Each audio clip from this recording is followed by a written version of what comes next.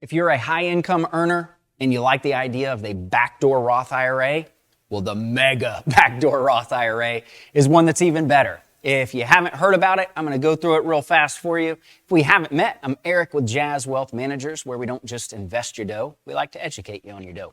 All right, let's go ahead and head over to the Honda Dining board. Let me show you exactly what I'm talking about. So the mega Backdoor Roth, check that thing out right there. Whoa, whoa. All right, I know you're going to be hating on me on my handwriting. I got to clean it up a little. I get carried away. All right, so don't worry about that. So what we've got to figure out first is on your 401k, you're going to have the maximum contribution that you can make. Jeez, 2023. There we go. It's $22,500 that you can do. That's to your regular or your Roth 401k. Now you can do combined. You could split that up, but this is the max you can do. If you're age 50 or older, you can do up to $30,000. So if you're 50 years or older. So there's your basics. Now, what we've got to incorporate in is a match. So you're going to get your match from your employer. If you get your match, you want to figure that out because that's going to be a big one that comes into play. Let's just say that your match is $10,000. That's your match. Well, now we say, okay, cool. So that's what you've done. Well, where does the rest of this come into play? You have to reach out to your plan to find out if they allow this. But if they do, it's going to be an after-tax contribution.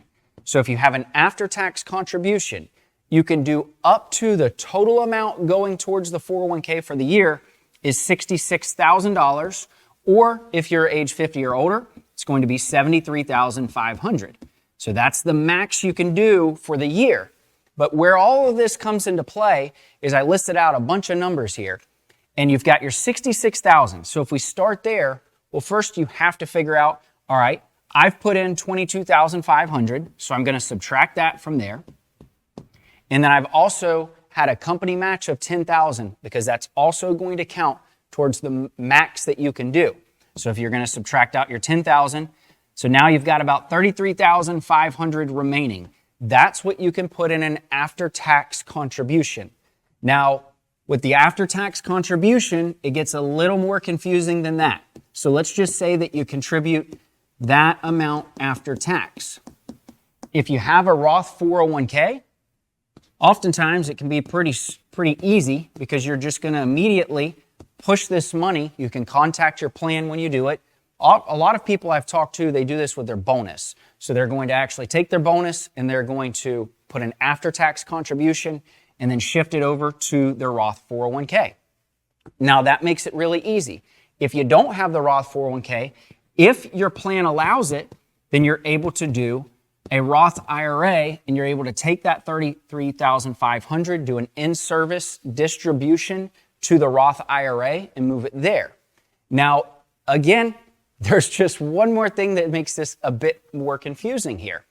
You've got your $33,500, but let's just say that the market goes up and you've made $1,000 on your money.